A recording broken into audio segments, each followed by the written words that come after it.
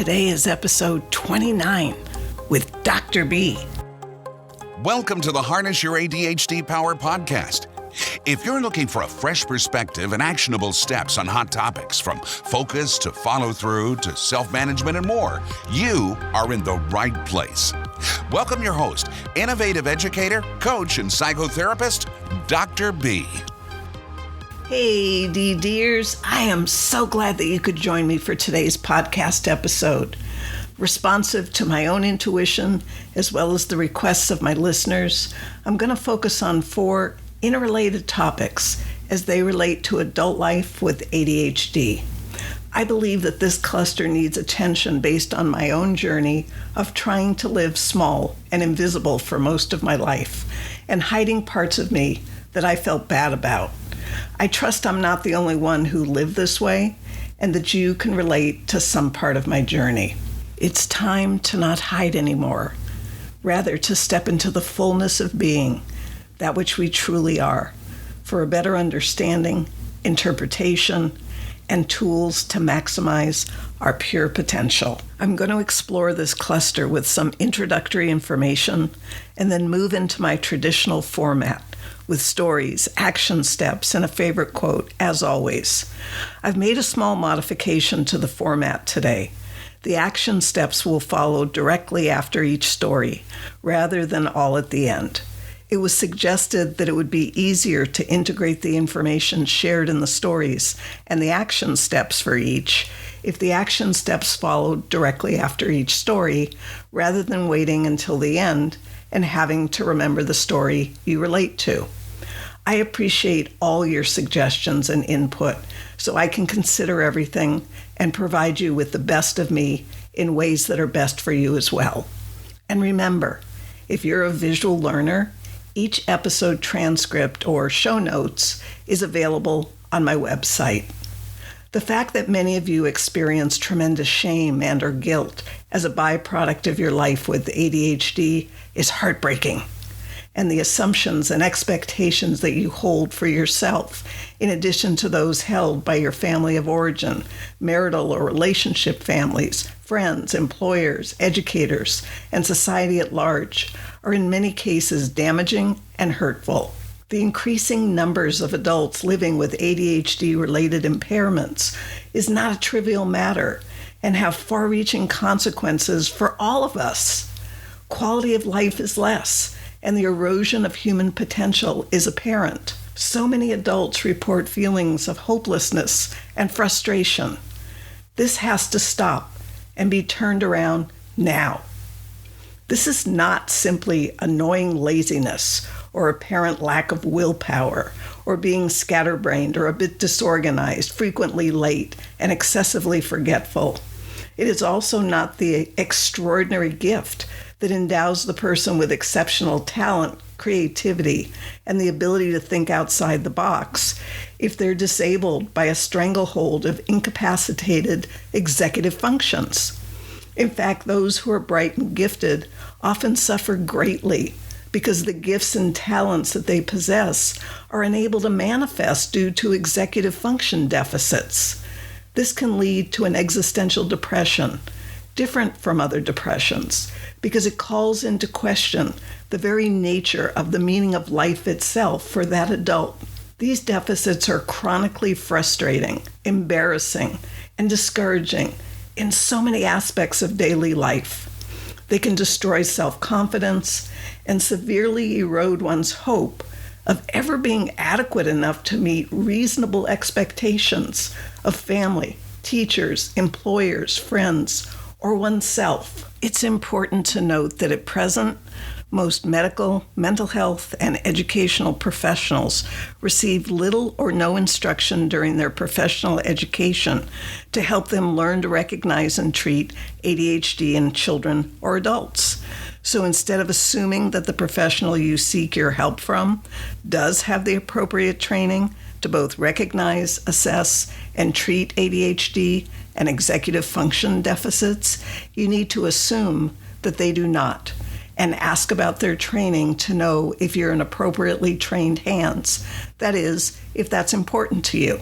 Some of the goals for this episode are to inform you of this absence of training in most professionals, to clear away some misinformation held by both individuals who suffer directly from ADHD and those who love and care for them, specifically assumptions and expectations, to encourage the cultivation of unending empathy and compassion for all of us as the antidote to shame and guilt, to instill hope where very little may currently exist, as well as provide you with some action steps that you can begin to take today. Let's think about our species for a moment, the human being. We are conceived. We typically grow inside the womb of the female human being for roughly 9 months and then are birthed into the world. The doctors or others present at our birth would typically check us over and make sure that everything appears normal, that there are no birth defects detected upon examination. For the most part, we assume that this new human being is whole and complete in their structure and will unfold or develop according to the neurodevelopmental plan. Executive function and self-regulation skill sets are necessary prerequisites for successful outcomes in learning and behavior. We aren't born with these skills. However, we are born with the potential to develop them. Their development begins in childhood. It can be disrupted in childhood, and their absence or impaired expression can dramatically impact our adult life. So if you are one of the millions of adults who are impacted by ADHD symptoms and executive function deficits, these skill sets can be learned later in life and need to be if a successfully lived life is the goal. We assume that the ability to do those things that human beings are capable of doing, such as retain and work with information in our brains, focus our attention, filter distractions, and switch mental gears, will come online, so to speak, for each and every one of us, that everyone will be fully developed and functional, and we judge according to that assumption. We not only assume that they will, we have an expectation that these things will happen. We expect that the people that we interact with during the course of our lifetime have followed the unfolding of the neurodevelopmental plan and matured as is developmentally intended. But how do we know for sure? We don't. And instead of keeping in mind when something doesn't go as planned or expected with another person, that perhaps that person hasn't matured as was intended, we get upset or judgmental, or deem that person wrong or defective, rather than see them through the developmental lens, as well as the spiritual lens of being the human being, the one that I talk about in all my episodes, the one whose value is a given from birth, and that nothing can lessen that value, certainly not what the human being can or cannot do. But that's not the way of the world, for the most part. This is not a moral issue. This is a deficit in skill sets that were not learned or mastered for whatever reasons and still can be and need to be. So despite the bad decisions that you might have made throughout your lifetime, or your current inability to stay on track, or your lack of effective self-regulation of your impulses, these are all connected to executive function deficits and can be learned, practiced, and mastered over time. I won't kid you when I say that it definitely takes time and lots of practice, especially as adults. In part, that's because we have other lifetime habits and ways of thinking that need to be extinguished and transformed into new, more effective habits. And if you're willing to invest the time, effort, and energy, it is definitely doable. So what are some of the assumptions that I'm referring to? As I said earlier, our executive function skills don't just magically come online and set us up to function optimally as adults. We need to have interactive life experiences growing up that stimulate and support their development. And if not in childhood, we have to gain that same stimulation and support for the development as adults. In my studies about executive function skills, there are 3 core areas that seem to keep coming up. Working memory, whose function it is to allow us to hold and manipulate information in our minds over short periods of time. For a child, it might be like when they're learning to do long division. And for us adults, it might be when we can remember and dial a phone number, or remember where we left off in a task when we get interrupted, or remember what we read a few minutes earlier when we resume our reading and be able to integrate the information with previously read passages. Next is inhibitory control, whose function it is to filter thoughts and impulses so that we resist temptations and distractions, and it allows us to pause and think before we act. For a child, it might be like the game of 1 marshmallow now or 2 marshmallows if they can wait 15 minutes. For us adults, it might be when we can push aside daydreams about what we'd rather be doing so we can focus on important tasks, to bite our tongue and say something appropriate, to control our emotions, even when we're angry, rushed, or frustrated. And then there's cognitive or mental flexibility, whose function it is to help us adjust to the changing demands, priorities, and perspectives, like apply different rules in different settings and catch mistakes and fix them. Our ability to shift back and forth as needed and see options that are there. For a child, it might be like in dramatic or structured play, the ability to switch to a different role or apply a rule that's the exception in one situation.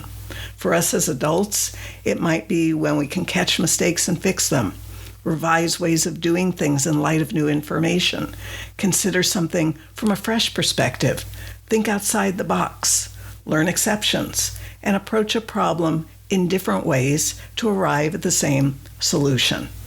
It's important to not assume that you or anyone else has the capacity to do things that seem simple enough and age appropriate. If you or someone else is struggling with a task, don't assume that it's a moral issue, but rather determine if it's an executive function skill deficit issue. If you or they don't yet know how to do something, it doesn't make sense to punish or blame or get upset. None of those responses are empowering or supportive. Rather, get busy identifying and filling in the existing gaps. And what about expectations that we hold for others or ourselves? Expectations is the belief that something will happen or is going to happen, when in fact it can't happen or won't if the learning, practice, and mastery of fundamental skills hasn't happened first. In order to expect something, we should know for certain that whatever supports expectation exists. So looking back in time to childhood again, did you experience scaffold learning? Meaning, were there clear and specific established routines where you provided cues to initiate, and were bigger tasks broken down into smaller chunks to help you use whatever executive function skills that you were developing to the best of your ability? And were those who provided your care or education sensitive and responsive in affirming ways to your efforts? Did they see you as an individual and teach you according to your own unique needs? Were they there for you to turn to if and when you needed them, but gave you plenty of space to take over more and more of the activities on your own? Did they help you learn to regulate your emotions and resolve feelings of overwhelm or despair quickly? They help you sustain your attention for longer and longer periods of time by sustained joint attention, rather than expecting you to learn to do it solo. Were they providing you with adequate time to practice new skills and not expect you to know how to do them just because you'd been told or shown once or even twice, and that your environments were orderly and predictable, which also contributes to the development of executive function skills? Again, we can't assume or expect these executive function skills to just materialize. However, when they have been learned and practiced and mastered, they make it possible to have personal achievements due to foresight, decision-making, goal-directed behaviors, critical thinking, adaptability, and being aware of our own emotions as well as the emotions of others. Good health by making positive life choices of good nutrition, exercise, avoiding escape solutions into possible addictions, resisting pressure to take risks, being safety conscious for ourselves and our children, and building the neurobiological foundation and coping skills required for adaptive responses to stress. economic success by being well organized, capable of multitasking when necessary, and being able to solve complicated problems that require planning and monitoring over time. What I referred to in episode 27 as pre-skills is pretty much what the executive function skill sets are. They're the pre-steps or the pre-skills that need to be learned, practiced, and mastered in order for us to be able to effectively perform and master the more advanced skills and tasks of adult life. And remember, the pre-skills that you will need are going to be unique to you, as everyone's missing different pieces of the puzzle, so to speak. I think in part this is also what makes adult ADHD so confusing to those living with it, as well as those who live with them. We are all given the same diagnosis and yet manifest the expression of adult ADHD differently.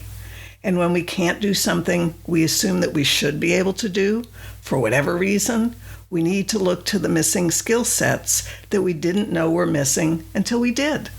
It's not a crime to not know until you do, especially if you never needed to demonstrate the skill until now. As I mentioned in another episode, a lot of the self-help books have assumed and expect that we have these executive function skills, and they base their instruction for organizing, prioritizing, scheduling, planning, and such on these assumptions and expectations. And because of that, if we're missing some executive function skills that are necessary for the successful learning and implementation of the book's strategies, we can't succeed. And what's worse, we blame ourselves for these failures rather than the instruction that we received, which was missing information that we needed. Anticipating you, like many other adults with ADHD all over the world, want a better life and are ready to do what it's going to take to create that life is one of the reasons that I've created many, many different resources for you. Here's what's available so far. This podcast show, Harness Your ADHD Power, which currently releases 2 episodes per week on Mondays and Thursdays. The Harness Your ADHD Power community on Facebook. With listeners in many parts of the world, I created a space where we can all come together to exchange ideas and talk about challenges and get answers as well. Please friend me on Facebook and then come and join our community with other like-minded adults making this journey. Live videos on my Facebook page, Adventures in Achievement, because many of you enjoy watching videos as well as listening to podcasts. So 3 times a week, on Mondays and Wednesdays and Fridays around lunchtime, I go live and I answer questions in an Ask Dr. B format. Adventures in Achievement, my innovative online program. After 30-some-odd years of working one-to-one with adults with ADHD and hearing from many who wanted to work with me that couldn't afford to do so for any meaningful period of time, I worked out a solution. One of the reasons I created this program is because I know just how complex this situation is, as well as the many other challenges that those of you with focus and follow-through and self-management issues face. And I wanted to create a safe and productive space where we could work together, both as a community group as well as one-to-one, to ensure that each and every one of you gets what you need to sort out your own unique set of circumstances as well as the solutions to them. And because the program includes lots of one-to-one work, I limit enrollment to ensure the success of all current students. New enrollment opens up again on August 15th, so get yourself on the wait list if you want to receive additional information. No matter how you choose to have me serve your needs, whether via videos, podcasts, my innovative program, or one-to-one work, it's an honor to accompany you on your journey and make a difference in the quality of your life. Let's transition to shame and guilt. These terms are often used interchangeably, yet they're not the same. Simply put, shame is a focus on self. Guilt is a focus on behavior. Shame is I am bad. Guilt is I did something bad. If you do something hurtful to someone or yourself, guilt says, I'm sorry, I made a mistake. Shame says, I'm sorry, I am a mistake. Shame is toxic and drives depression, anxiety, aggression, addictions, and even suicide. Guilt allows us to see something that we've done or failed to do and make corrections because it's behavior and not self, identity, or essence. According to Brené Brown, shame drives two big tapes: never good enough and who do you think you are? Shame says, I am wrong. And it doesn't lead to positive change. It leads to a disconnection from others. It's internalized, and it's deeply connected to our sense of who we are. It's never healthy or useful, and it causes pain to an individual, as well as it underlies a host of psychosocial problems. Guilt says, I did something wrong, and it leads to positive change. It leads to healing. It isn't internalized. It's just passing. It can be healthy, it can be useful, and it's usually associated with accountability.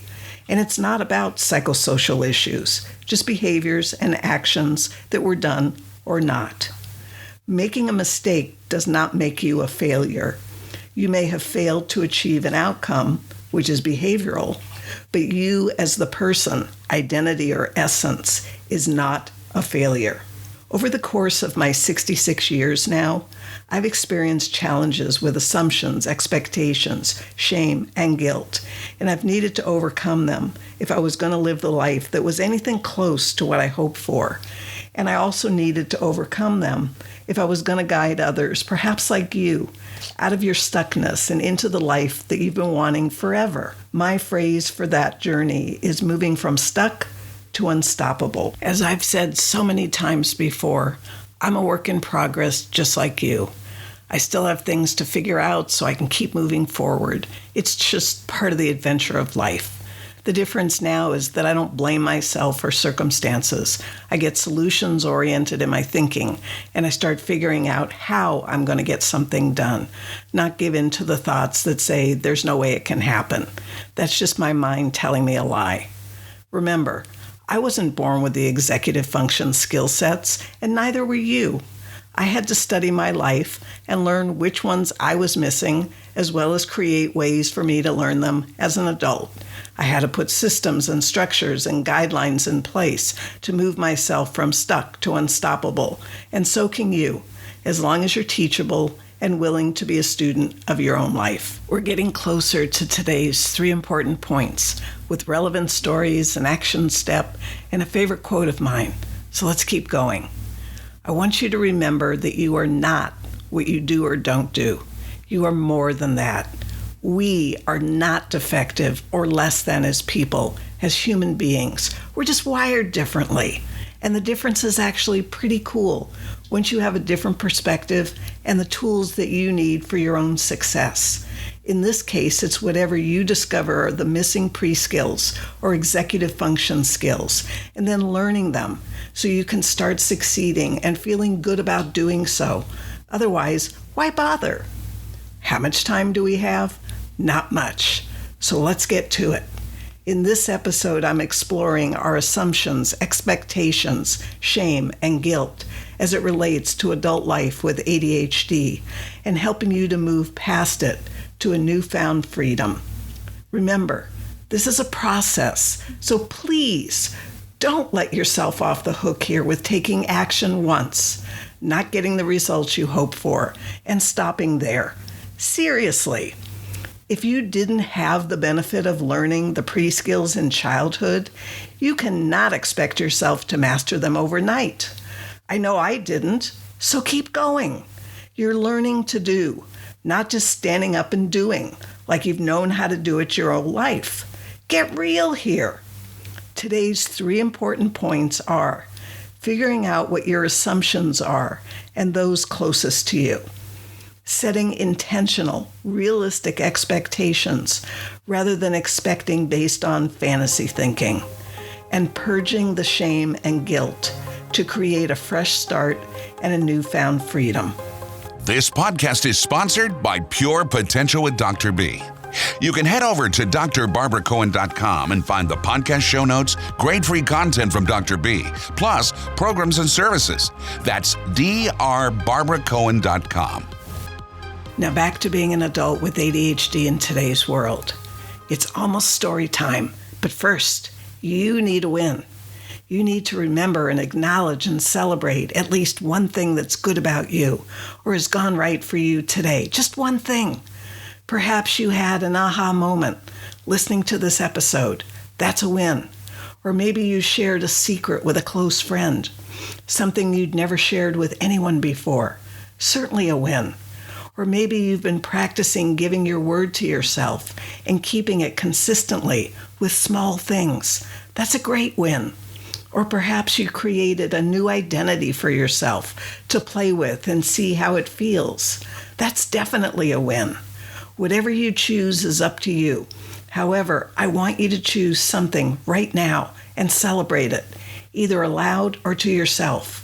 I want you to have a win and acknowledge that at least one thing has gone right in your day, is right about you, even if you're saddled with years of accumulated shame and guilt and haven't known how to release it. That stored shame and guilt does not take away from the fact that at least one thing has gone right today or is right with you. You are a precious child of the universe and are called a human being, not a human doing, for good reason. You don't have to earn your value. You were born with it. Your value comes from who you are, not what you do. Got it? I hope so, because you're going to keep hearing me say it, because it is so important. There are a lot of different reasons why you might not have learned the executive function or pre-skills in your childhood years and have been suffering for so much of your life, even if you've sought help. I'm going to share 3 stories with you today, as well as talk about your responsibility in this. That's right, your ability to respond, since you're not off the hook here. And I hope at least one of these stories will resonate with you and be of benefit. So let's keep going. Shifting gears to our first story. Jake had been down on himself for years. He was in his early 40s, was doing fair in his career, was struggling in his family life and his marriage to show up and provide what his kids and his spouse needed from him, and he was extremely disappointed in himself for not doing better by now. He had been to lots of workshops, read books on how to help with ADHD challenges, had therapy, coaching, and yet he still wasn't getting past whatever it was that was holding him back or stopping him from harnessing his full potential. Sure, he had a rough start in life, but he felt that was behind him given all the personal work that he'd done. It just didn't make sense to him. His spouse and his kids assumed that he just didn't care as much as he said that he did. They figured if he did, then he certainly would show up like other fathers and husbands did. How his spouse and his kids viewed him hurt Jake deeply, because this couldn't have been further from the truth. He hated himself for not being the provider and father and husband that he wanted to be, that he felt he could be, and yet he wasn't. Jake wondered if he really wanted the successful life that he kept saying that he did, because if he did, then certainly he would have been able to get it for himself and his family, he thought. He had a college education, and his life overall was fairly good, despite the challenges that he faced. He kept looking for what it could be. What could possibly be holding him back from his potential? The logical place for blame was to make it a moral failing, that his character was defective or flawed in ways that he just didn't understand yet, and that must be what it was. That maybe his ADHD was worse than what the doctors had told him, and this was the best he could hope for, which, if so, would be an awful place to be. Jake wondered if his doctors had missed something in their diagnostics of him, or if he had missed something in what they told him. Some background facts. Jake's assessment did include executive function skills, as well as ADHD symptoms, learning disabilities, and indicated many deficits. When he was presented with the results of his testing, he was thinking ADHD results and somehow attributed everything to his ADHD rather than to separate coexisting executive function deficits plus his ADHD.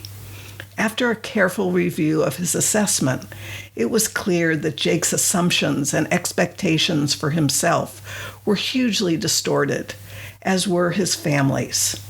Jake could adjust his assumptions and expectations with all the facts clearly laid out for him.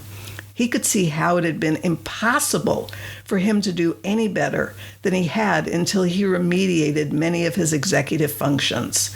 This actually instilled Jake with hope for a better future, provided that he took the necessary steps now that were clear to him. If you relate to Jake's story, your action step has 3 parts. Focus on setting aside assumptions and expectations of what you should be able to do based on nothing. And focus on getting the facts about your functioning, both ADHD symptoms and executive function skills, based on science and data-driven information. Follow through on whatever executive function skill deficits are discovered and learn, practice, and master those skill sets in adulthood.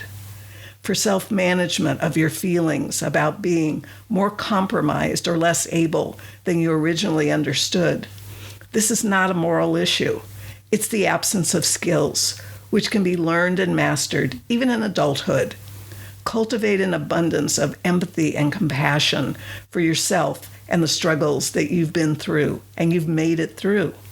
This struggle will also pass. Transitioning to our next story. Zoe, like Jake, had a college education and had received a thorough assessment. She had many executive function deficits in addition to very severe ADHD symptoms. Medication was somewhat helpful for the severe ADHD symptoms, but it did nothing for the executive function deficits, since there are no skills in pills. In her mid-30s, Zoe was impatient to get on with her life and make something of it while she was still relatively young and somewhat motivated. She'd always been a jumper and escaped into fantasy thinking as her safety net when life got too real to face. Zoe never seemed to get ahead because she was so impatient. She wanted everything to happen right now, like it could in her fantasies or imagination. All she had to do was think it, and there she was. Fantasy thinking and fantasy living was her greatest pleasure because of the immediate gratification. What she hadn't factored in until recently was that the many executive function deficits that she had, plus her severe ADHD symptoms, made it nearly impossible for her to see the path to a goal, or set out a plan, or schedule to achieve a goal. She just didn't have those abilities yet, and so her default solution was a fantasy life. Not really her life of choice. It didn't help matters when her friends or coworkers told her to get real and apply herself so she could have a great life. Didn't they know that she would if she could? Of course not, because they were full of assumptions and expectations about Zoe based on the little that they saw on the surface, knowing nothing of the behind the scenes or inner workings of Zoe. As for setting realistic expectations for herself, she didn't even know where to begin because she really didn't fully understand the implications of her deficits and her current limitations.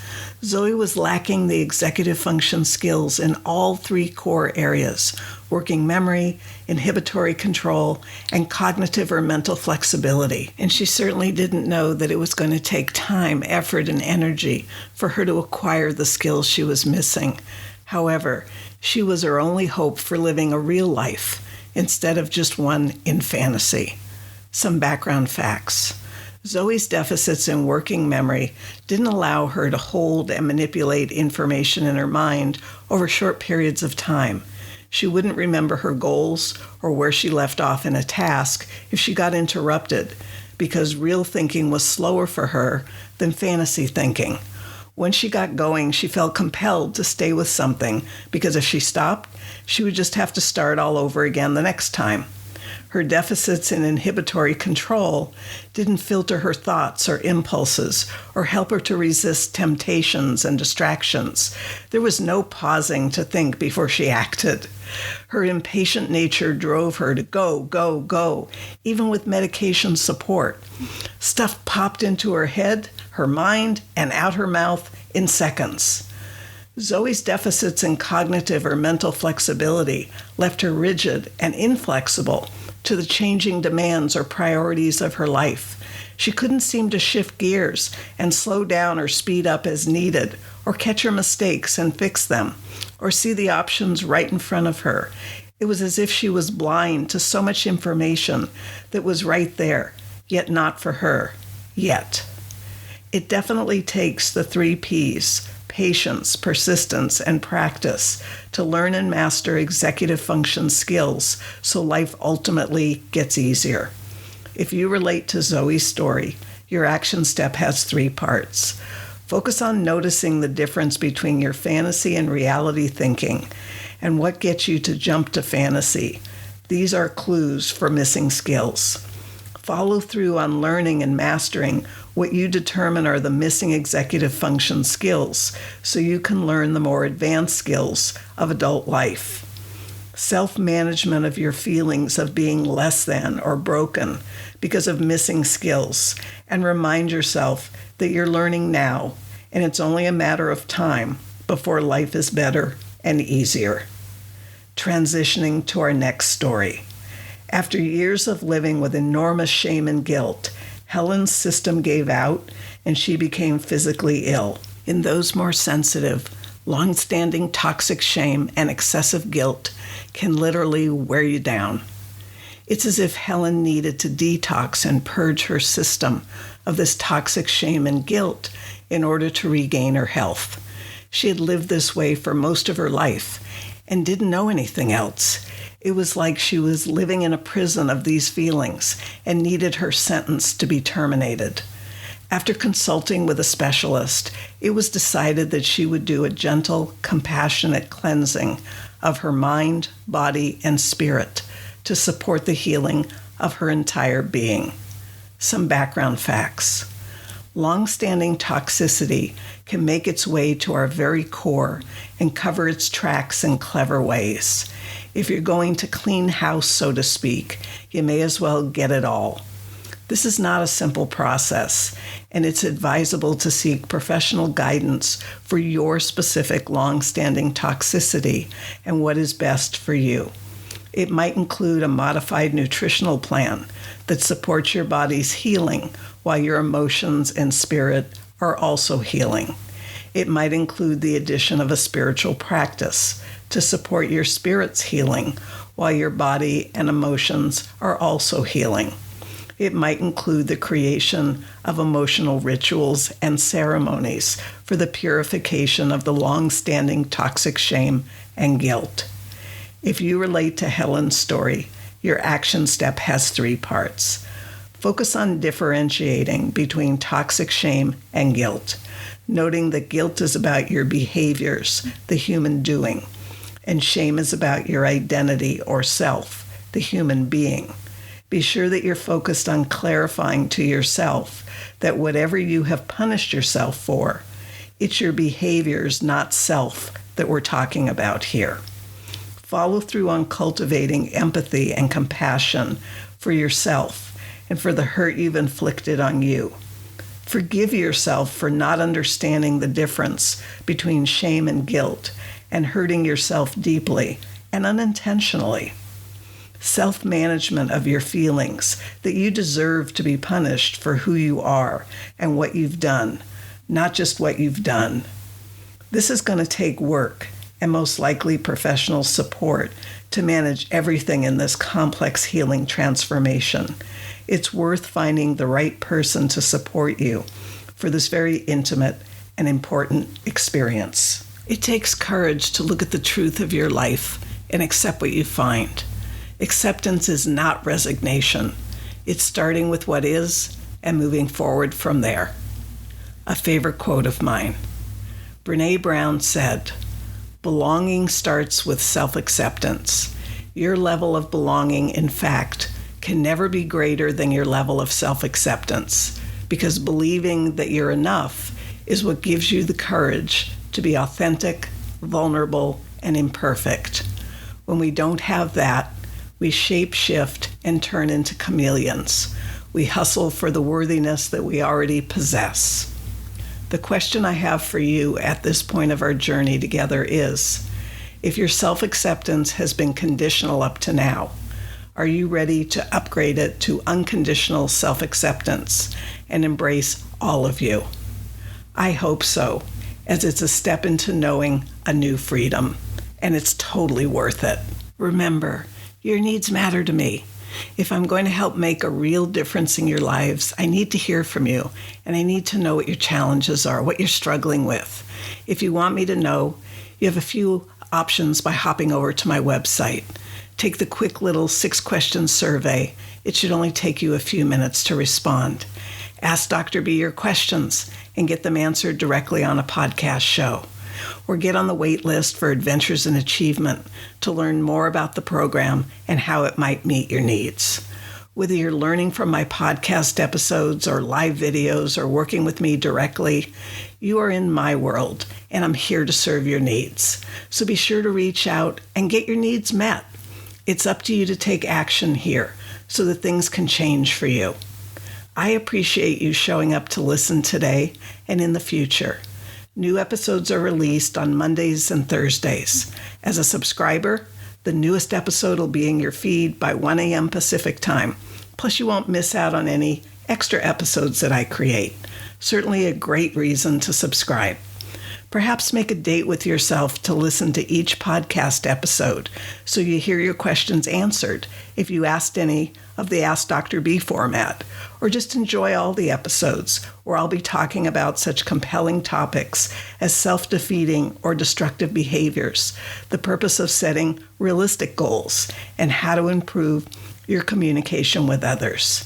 So if you enjoyed today's episode or any of the other episodes, please share this podcast show with your friends and family, as well as rate the show. And if you'd like to do a little more, write a thoughtful review on iTunes so I know that I'm meeting your needs. It doesn't have to be anything lengthy, just a line or two of how the podcast is helping you, if it is. I love hearing from you and learning how the podcast show is benefiting you and those you care about. It means a lot to me to know that your life is getting a little bit better every time we get together. If you want to participate in the survey, ask me a question, get on the wait list, or just download your show notes, you can do it all over at my website, as well as learn about other resources and services. That is, if that's of interest to you. Thanks for listening. Until the next time, bye for now. Thanks for your undivided attention. If you're hungry to make positive changes in your life, head over to drbarbaracohen.com and see how Dr. B can help you today. Whether you love making changes with one-to-one attention and community support, or on your own with self-study, or could benefit from coaching or psychotherapy, you'll find all the information right there at drbarbaracohen.com.